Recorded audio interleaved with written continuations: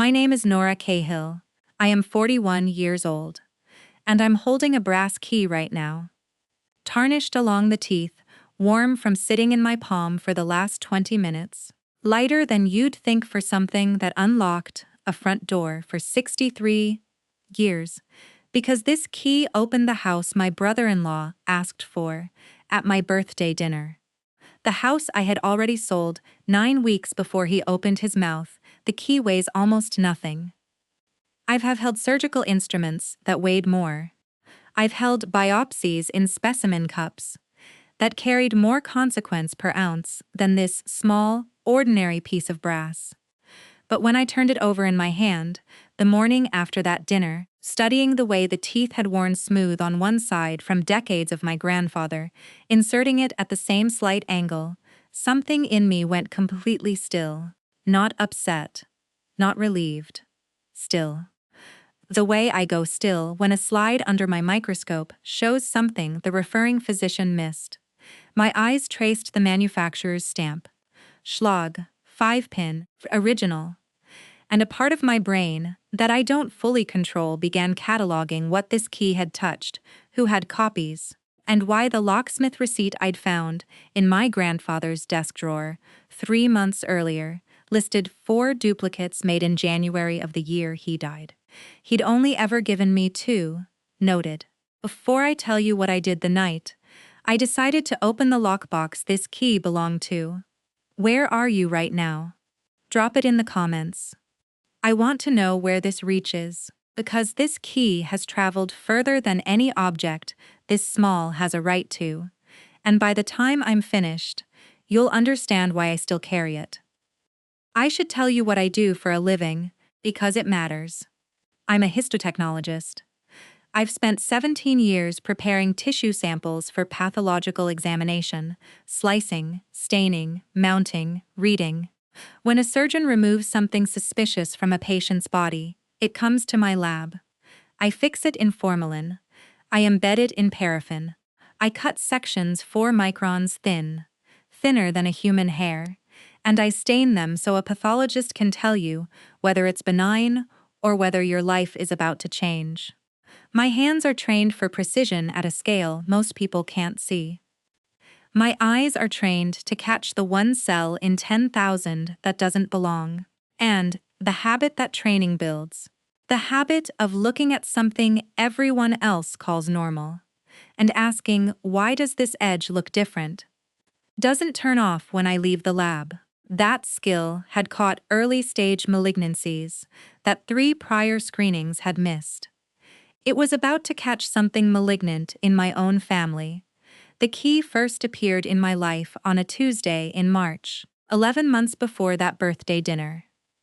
I was cleaning out the last of my grandfather's personal effects from the house on Riddler Street, a narrow Victorian in Bethlehem, Pennsylvania, with a slate roof and a catalpa tree in the front yard that dropped long seed pods every autumn, like the house was slowly undressing. Grandpa Teddy had died the previous November, 5 days after his 89th birthday, and his will had been unambiguous.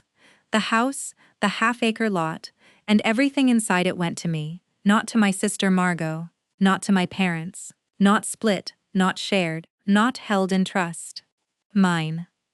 He'd had it notarized twice, the second time with a different attorney, because he told me once over the phone that he wanted no room for anyone to call it a mistake.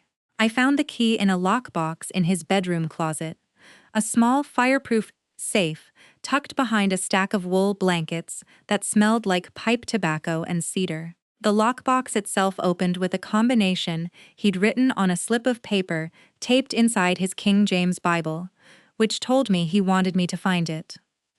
Inside were 3 things: the brass key, a manila envelope containing documents I did not immediately examine, and a handwritten note on a piece of yellow legal paper that said, in his careful block printing, "Nora, count the copies, then count the lies." I didn't understand that note, not yet.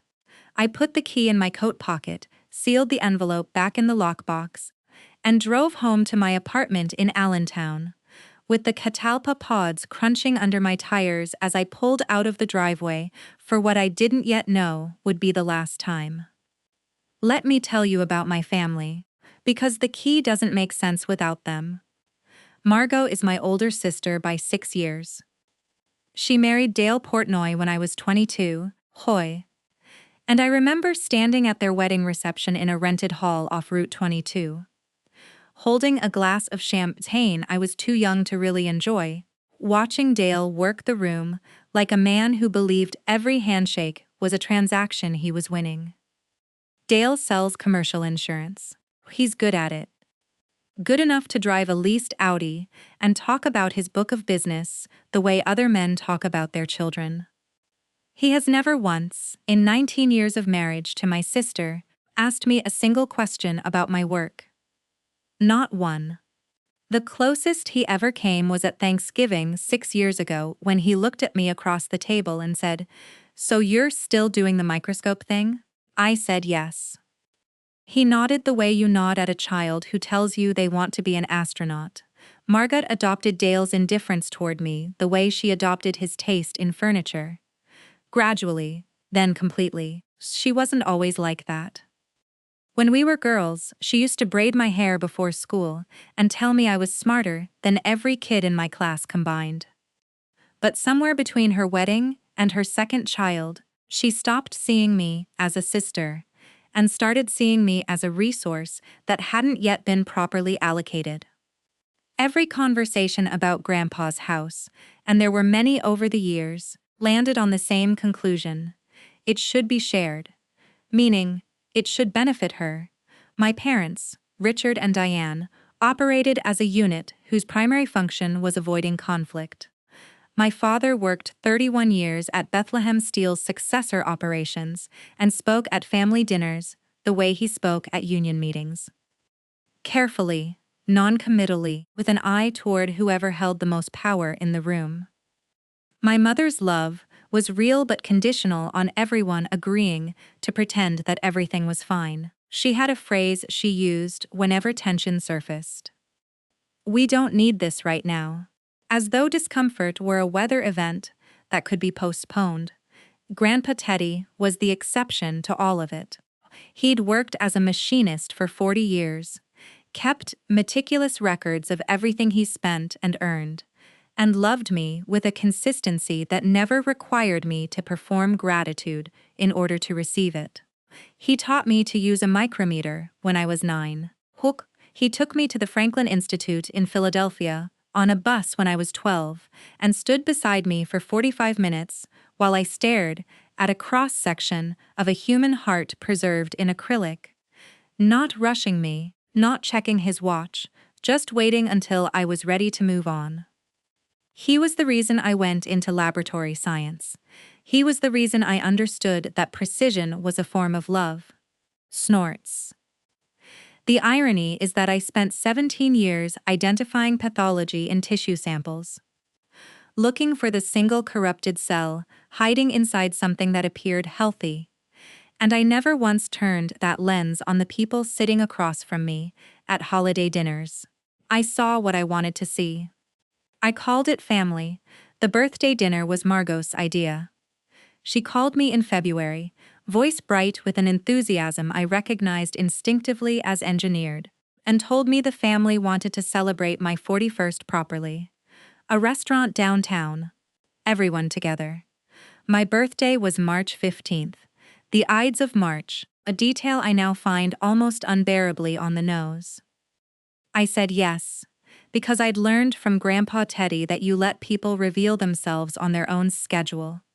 The restaurant was called Linden and Ash, a converted textile mill with exposed brick and industrial pendant lights and menus, printed on heavy cardstock with no prices visible, which meant someone had already decided this meal would be expensive, and that the expense would eventually be discussed as a debt I owed in return. There were 14 of us at a long table in a private alcove. My parents, Margot and Dale, their 2 teenagers, an aunt, 2 cousins, and a handful of Margot's friends, who served the same function as extras in a courtroom drama. Witnesses, whatever verdict was about to be delivered. For the first hour, I almost believed it. My father told a story about Grandpa Teddy teaching him to drive stick shift that I'd never heard before.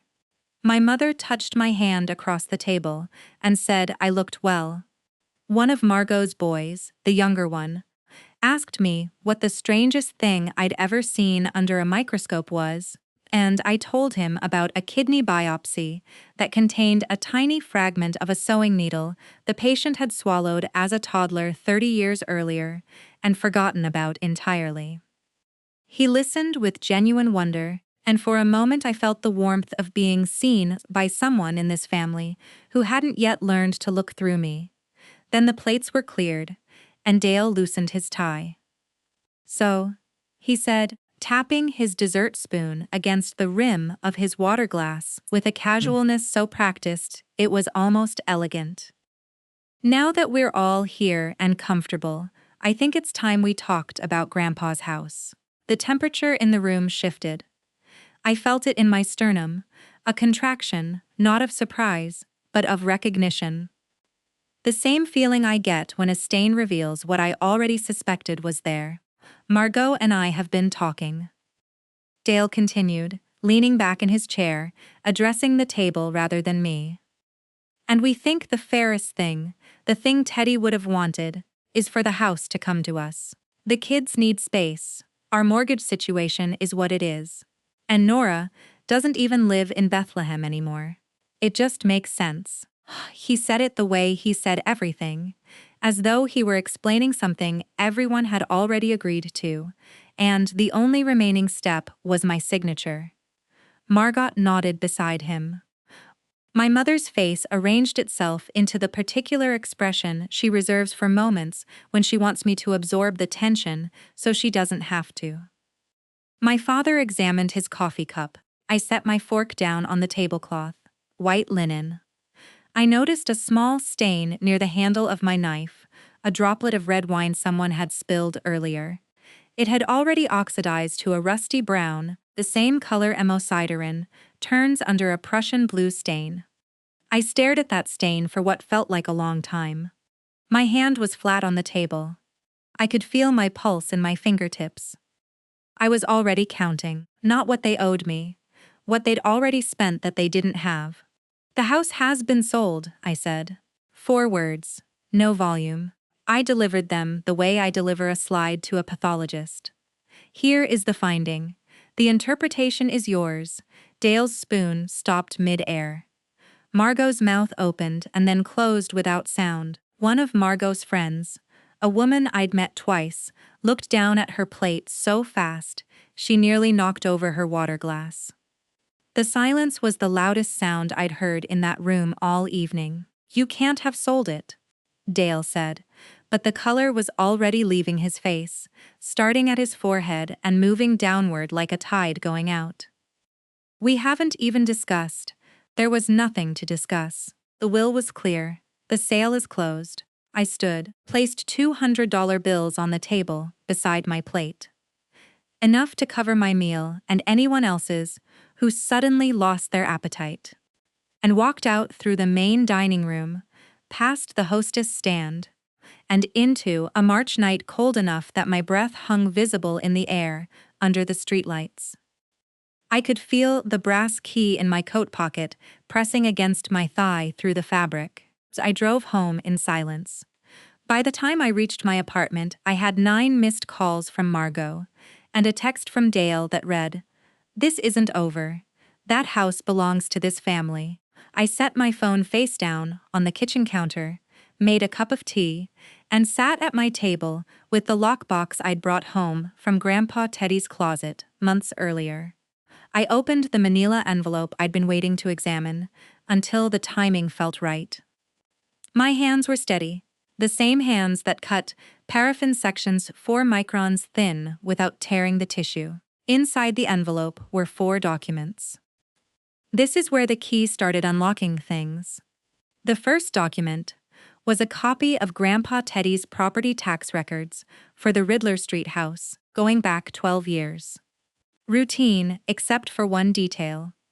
In 3 separate years, 2018, 2020, and 2022, someone other than my grandfather had paid the property taxes. The payments came from an account I didn't recognize. I photographed each page, noted the routing numbers, and set them aside. The second document was a letter from a title company in Easton, dated 14 months before my grandfather died, responding to an inquiry about the process for adding a name to an existing deed. The letter was addressed to my grandfather, but the contact phone number listed at the top of the correspondence wasn't his.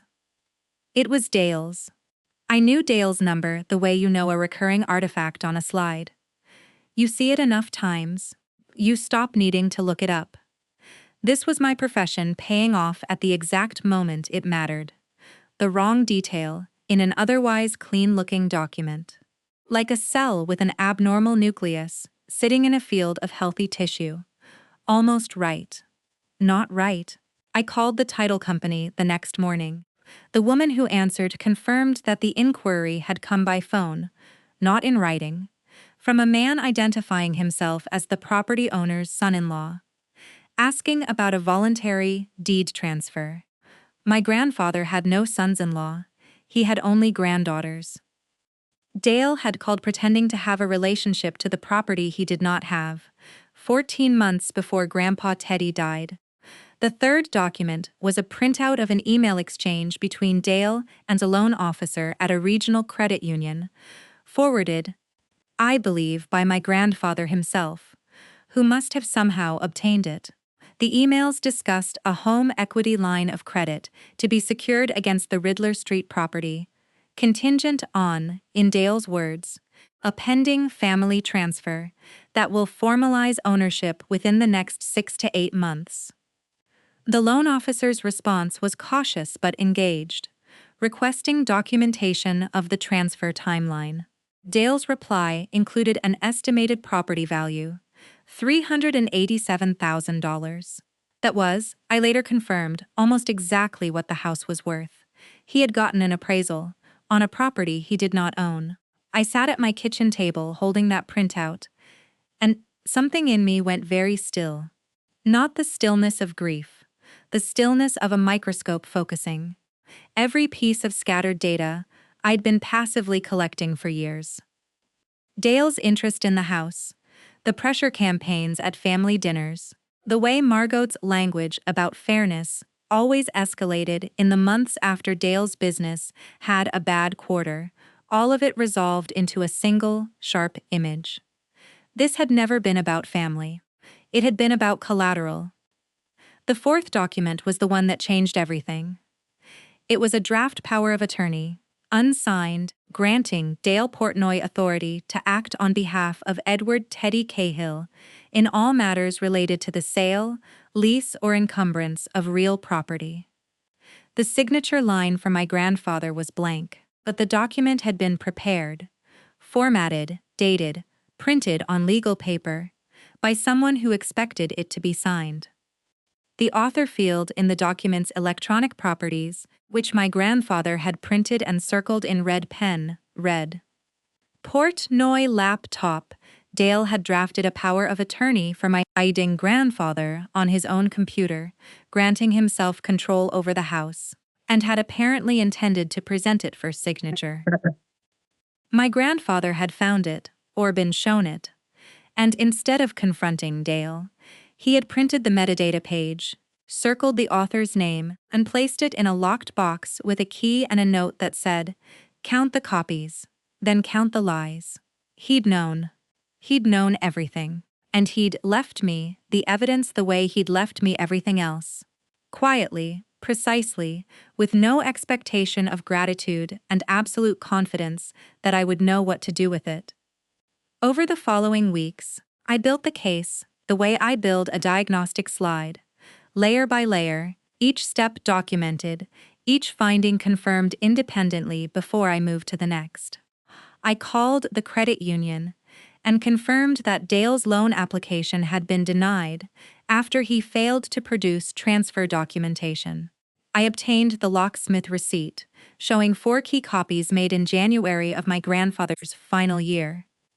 2 given to me, 2 unaccounted for, and confirmed through the locksmith's records that the copies had been requested by a man matching Dale's description, who paid cash. I retrieved the title company's phone logs through a formal records request, confirming the date and duration of Dale's call.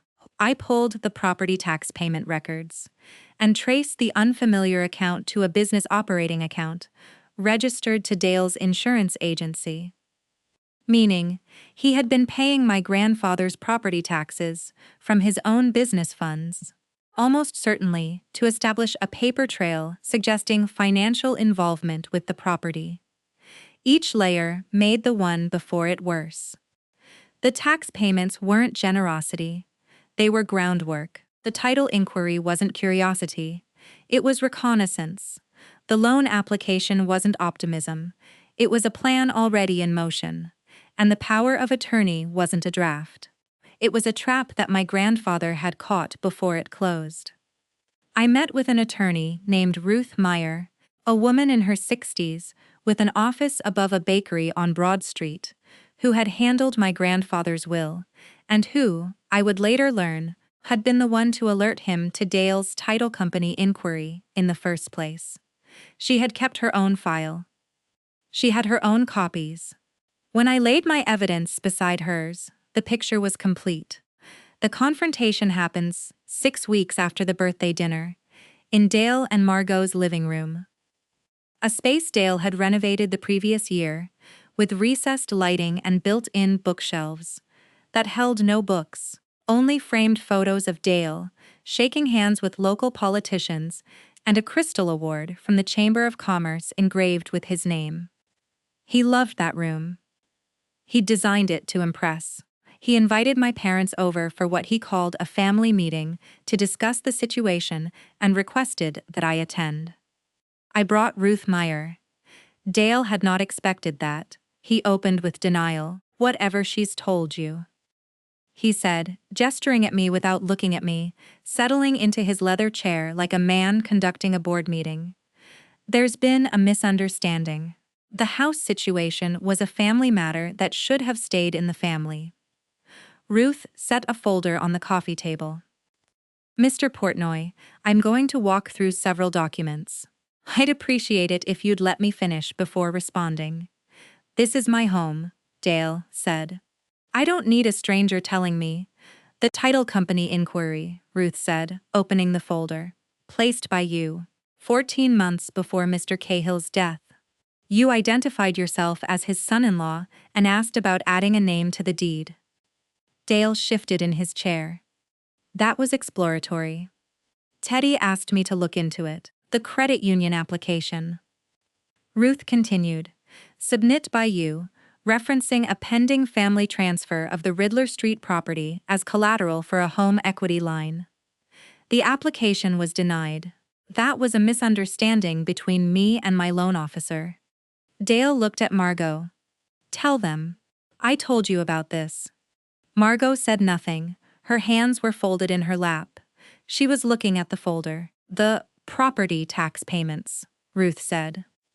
3 years of taxes paid from your business operating account, creating a financial connection to a property you had no legal claim to. "I was helping family," Dale said, his voice climbing now, turning toward my parents. "Richard, Diane, you know me, you know I wouldn't, and the power of attorney," Ruth said, and placed the final page on the table. The metadata printout. My grandfather's red circle around DePortnoy lap top bright as a wound. Drafted on your personal computer. Granting you authority over Mr. Cahill's property.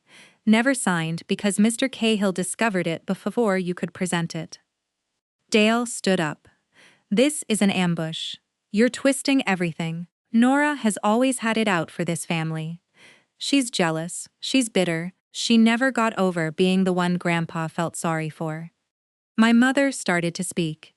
"Maybe we should all just. After everything I've done for this family." Dale's voice had gone loud, filling that room he'd designed to make himself look important. "I kept that old man's taxes current. I drove him to appointments. I was there." "You were there," I said. I hadn't spoken since walking in. Everyone turned. The room got quiet. The specific quiet of a space designed to amplify its owner's voice, now amplifying someone else's. You were there the way a surveyor is there before a demolition, measuring what you plan to take. Dale opened his mouth. Nothing came out. It was Ruth who spoke next, but it wasn't Ruth who ended it. The doorbell rang, and Margot, moving like a woman in a trance, answered it. Standing on the porch was Helen Voss, my grandfather's neighbor of 34 years, and a retired county clerk who had notarized his will the second time. The time he'd wanted a witness outside the family. She hadn't been invited. She'd come because Ruth had contacted her that morning, and because she had something to say. Teddy called me, Helen said. Standing in the doorway of Dale's showcase living room, speaking in the measured voice of a woman who had spent decades certifying documents and understood the weight of the record. 8 months before he passed, he told me his granddaughter's husband had been making inquiries about his property without his knowledge. He asked me to keep a copy of everything I'd notarized, separate from the attorney's file, in case anyone tried to challenge the will after he was gone. I have that copy. I brought it. She held up a sealed envelope. Dale looked at it the way a man looks at a door closing. Nobody spoke for a long time after that. The consequences came in stages, the way pathology results come back. Preliminary findings first, then the full report, then the implications that take weeks to fully absorb. Dale's insurance agency lost 3 commercial clients within 2 months of the family meeting. Word had filtered through the local business community, not from me, not from Ruth, but from the credit union's internal review process, which had flagged Dale's application, and triggered quiet conversations among lending professionals who shared referral networks with his clients. When a man who sells risk management is himself flagged for material misrepresentation in a loan application, the math does itself. The investor Dale had courted for an expansion of his agency, a retired contractor named Wes Gilman, who'd been considering a silent partnership, pulled out entirely after his own attorney reviewed the documentation Ruth had compiled. Wes called Dale directly. According to what Margot later told me, in one of our cautious, halting phone calls, and told him that a man who represents property he doesn't own as collateral is not a man he does business with. The agency didn't close immediately, but it contracted. Fewer clients, fewer renewals, the slow leak of credibility that no amount of Chamber of Commerce handshakes could repair. Margot and Dale separated in August, 5 months after the birthday dinner. She didn't file for divorce immediately. She told me she needed time to understand the full scope of what Dale had been doing with their joint finances, which, it turned out, were tangled with his business accounts in ways she hadn't known about, and an independent forensic accountant was still unraveling. She moved with the boys into my parents' guest rooms temporarily, a arrangement that made my mother visibly uncomfortable and my father visibly relieved, as though the presence of real consequences in his house had finally given him permission to stop pretending everything was fine. My mother called me in September. She didn't apologize directly. My mother doesn't do direct. But she said something that surprised me. I think I spent a long time confusing keeping the peace with keeping the family, she said. I don't think they're the same thing. It wasn't enough. It wasn't resolution. But it was the first honest sentence she'd spoken to me in years, and I received it for what it was, real, insufficient. And to start, Margot's arc was longer and harder to watch. At the birthday dinner, she had been Dale's echo, polished, rehearsed, performing the role of concerned sister while serving as the vehicle for his claim. At the family meeting, she had been silent, witnessing the evidence without defending him, which was its own small act of courage, even if it didn't feel like one at the time. In the weeks after, she called me 3 times. The first call was confused and angry, not at me exactly, but at the situation, which she was still processing as something that had happened to her rather than something she had participated in. The second call was quieter. She asked me how long I'd known about the documents. I told her. She didn't speak for almost a minute. The third call, in late October, was the one that mattered. "I owe you an apology," she said. "And I know it's not enough. And I know I spent years standing next to someone who was using your inheritance as his escape hatch. And I didn't ask questions because asking questions would have meant hearing answers I wasn't ready for." She stopped. "I'm sorry, Nora. Not just for the dinner, for all of it." I told her I heard her. I told her I believed she meant it. I did not tell her everything was fine, because it wasn't, and pretending otherwise was the disease our family had been dying of for decades. I'd sold the house 3 months before that birthday dinner to a young couple.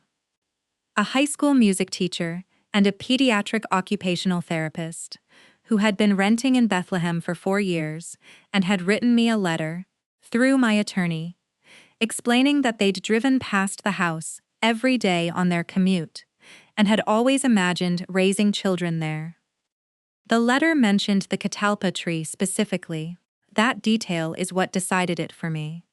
The sale proceeds went into 3 places: a scholarship fund at my grandfather's Machinist Union Local, a contribution to the Bethlehem Historical Society he'd volunteered with for 20 years, and a modest trust for Margot's boys' education, established in my name, inaccessible to Dale, structured so the boys would have what they needed, regardless of what happened to their father's finances. I didn't tell Margot about the trust until after the separation. When I did, she cried in a way I hadn't heard from her since we were children, not performed, not controlled, just a woman realizing someone had been protecting her kids while she'd been too deep inside someone else's plan to see they needed it. I went back to Bethlehem in early spring, almost a year after the dinner. The catalpa tree was blooming. White clusters hanging from every branch, the sidewalk underneath dusted with fallen petals that stuck to my shoes as I walked past. Through the front window, I could see a piano against the far wall that hadn't been there before, and a child's drawing taped to the glass of the storm door. The porch railing had been repainted. The house was breathing differently. The way a building breathes, when people are living in it, instead of fighting over it. I didn't stop. I kept walking to the small park at the end of Riddler Street, where Grandpa Teddy used to take me on Saturday mornings. And I sat on the bench near the maple tree and took the brass key out of my coat pocket. I held it in my palm for a long time. It didn't open anything anymore. The locks had been changed. The door it belonged to now belonged to someone else. But the weight of it, that almost nothing weight, that ordinary Tuesday morning weight of a thing that had once been the center of a quiet man's life, sat in my hand like a sentence I'd finally finished reading. I put the key back in my pocket. I still carry it. Not because I need it. Because it reminds me of the difference between holding something and owning it, between us and inheriting a house and inheriting the knowledge of who will show you exactly who they are the moment they believe something valuable is within reach. There is something I've learned in 17 years of looking at tissue under magnification that I think applies to families too. A malignancy doesn't announce itself. It doesn't look dramatically different from the healthy cells around it. It looks almost right. It mimics the architecture of normal tissue so convincingly that the untrained eye passes over it without a second glance. What distinguishes it, what separates the benign from the dangerous, is one detail: a nucleus slightly too large, a margin slightly irregular, a pattern that doesn't quite repeat the way it should. You have to be willing to look at the people you love with the same precision you'd bring to a slide, and that is the hardest thing I've ever had to do. Not because the looking is difficult, Because what you find, once you look honestly, cannot be unseen. And you have to decide what to do with that finding while still loving the person it came from. My grandfather understood this. He looked at his own family with clear eyes and loved them anyway. But he did not confuse love with compliance, and he did not mistake silence for peace. He built a locked box and filled it with evidence and trusted me to know when to open it. That trust was the real inheritance. Everything else was just a house. If you found a key tomorrow, an ordinary key, sitting in a drawer, or a pocket, or a box you'd been meaning to open, and you knew that turning it would show you something true about someone you love, something you could never unknow, would you turn it, or would you put it back and call the drawer closed? This story is a fictional narrative created for entertainment, education, and dramatic reflection. We hope it reminded you that your dignity is not negotiable, and that setting a boundary, even a painful one, can be an act of love for yourself and everyone the pattern would have reached next.